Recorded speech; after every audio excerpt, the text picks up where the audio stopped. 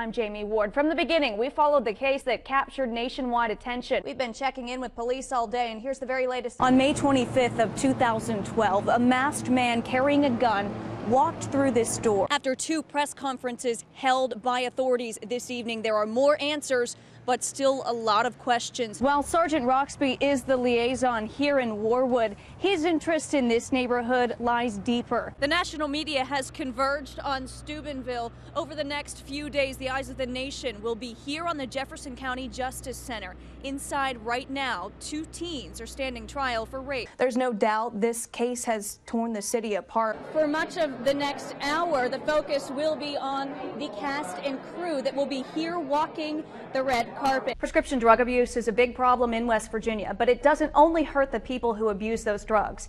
We've seen it happen, played out in courtrooms and on crime scenes. Worlds turned upside down, and the victims, like Stacey Hess, are left to pick up the pieces. Over by the register is where he jumped over the counter, over this way. His unfortunate final resting area is right behind me on the floor. Every day, Stacey Hess comes to work in the pharmacy where her life was turned upside down. We moved the display behind me to cover up the area where it was. On May 25th of 2012, a masked man carrying a gun walked through this door. That man was Kevin Walnoa, but he never walked out with what he came for. He was shot and killed by the pharmacy's owner. Hess is asked all the time what was going through her mind when Walnoa was holding a gun to her head. All I was thinking that day at that time was, what would my husband and kids do without me?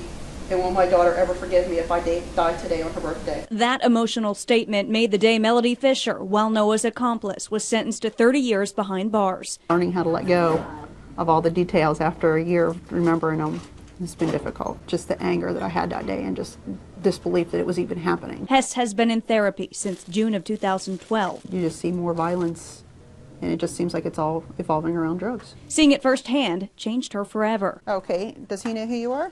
I don't feel safe anymore. With bars now on the windows and other heightened security measures, the pharmacy is much safer, but that fear does not go away. That moment that somebody walks through the door and it's like, oh my gosh, it's going to happen again. My kids every day tell me love you before I go out the door because they don't know what's going to happen when I'm still here. While the road hasn't been easy for the Hess family, the tragedy brought them closer together. Just taking it day by day. I still don't sleep a whole lot. Still have nightmares, but for the most part, just knowing that she's in jail and I don't have to worry about her for a long time. Now, these reports are about solutions, and that's where the second part of this story comes in. Stacey returned to work at the pharmacy the very next day after the shooting. She felt that she had to, but she wants other people in her situation to have another option. This weekend on 7 News, we'll fill you in on what she and others are pushing for. Today is Wishbone Day! Every year, Wishbone Day is celebrated on May 6th across the world. And this is Marek. He's having his best Wishbone Day yet. I was waiting for this day.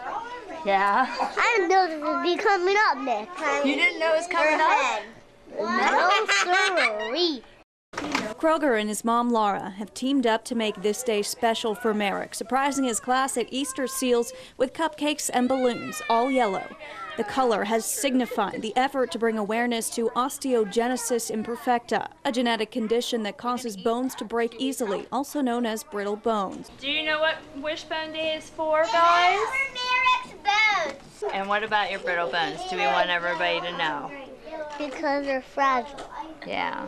Marek was diagnosed in utero. 8 months, he broke his first femur in utero. The outlook was pretty grim at that time. He made it. He's had 48 known fractures so far and 5 major surgeries. And he's beat every odd that anybody would have ever placed on him. At that moment, it meant 8 months. Wishbone Day isn't about fundraising, but community awareness and celebrating life with OI. And Marek's very special because he's the only one in our community that suffers from OI. So just seeing, his successes in life is really, what the big celebration's about. I'm a star. You're a rock star. Marek, do you want to start handing balloons out to your friends? And he knows that this is one day a year that everybody chooses to really celebrate the condition. It's heartwarming to know that that many people appreciate his spirit as much as I do. Like all new parents, Ricky and Krista Zambito don't want to stop holding their baby even for a second. But after what it took to just get to this point, they may never put Luca down. We were told that we needed to plan funerals instead of baby showers, that we were waiting for the inevitable, which would be for our son's heart to stop. It started with Krista's 20-week ultrasound scan. Something was wrong. The heart was enlarged and it was showing that he had fetal high drops.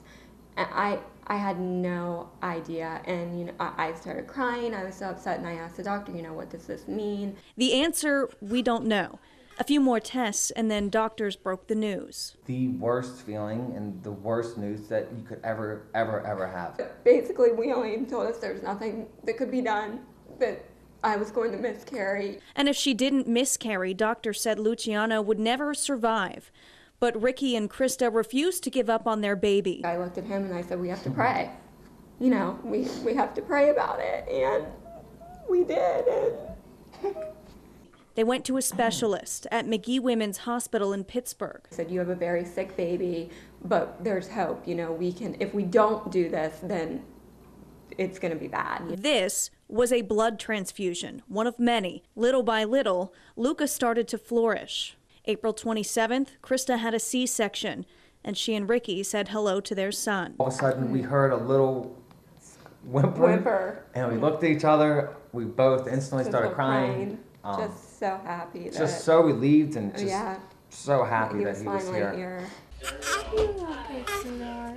And we just feel that we have an absolute miracle here, just an absolute blessing. Thanksgiving is a day away, and for millions of Americans, getting home for the holiday could be a big challenge. An elementary school teacher who made misbehaving students stand in the rain as punishment has been reprimanded. The Cabinet to Street Forum that we told you about several weeks ago is taking place this Thursday evening in Wheeling. A total of 8 months have passed since the special grand jury for the Steubenville rape case began meeting to investigate if any more laws were broken. Our legal analyst, West Liberty University Professor Diana Crutchfield, has been breaking this case down since the beginning and once again joins us live in the studio tonight. Diana, thank you for being here with us. Good evening, Jamie. Let's first talk about the elements of these charges. While most are misdemeanors, there are some felonies, and of course McVeigh is facing the most serious of these charges. What does the government now have to prove? A tip about drugs in the area from a resident and turn that into an initiative involving patrol officers, the drug task force, and other agencies. That's just one example of how a now nationally recognized program is working for Wheeling residents. Tonight, I'm giving you a look at the legal battle involving two Bridgeport councilmen who allegedly voted on issues that they had a personal stake in was back in court today. But nothing was decided except that there are more delays. Let's go straight to DK Wright live in the 7 Newsroom with the latest. DK? Ormet workers, active and inactive, are in for quite a shock. A letter mailed from the Ormet Corporation is on its way to each one. Now, there are a few interesting points to discuss here. First, you mentioned to me earlier the contrast between the voting rights decision and this one. One day, conservatives are striking down an act of Congress. The next day, they're saying, how dare this court strike down an act of Congress? Exactly. There's a cute and inventive Halloween costume that one creative father constructed for his daughter. At night, it looks like a stick figure coming at you. Dad's a skier, and he had created these outfits for when he and his buddies would ski at night. He just downsized it to fit his daughter. And a recent video he posted on YouTube has gone viral with almost 200,000 hits. Now, as you can imagine, he's been asked by many people to make them a costume, but he said he would rather show them how to make it. I like that. That's actually very funny. That is amazing stuff. The weather's looking a little bit better right now. Not too bad. It is, and you've got to get down here and get a spot because there are plenty of good ones. We'll be bringing you live coverage from right here in downtown Wheeling all night. We are so excited to be down here. We are waiting for the 27th annual Wheeling Christmas Parade to kick off. It's set to start at 6:30, but look at this. I don't know how much excitement you guys can see behind us. He wins. It's because his is faster.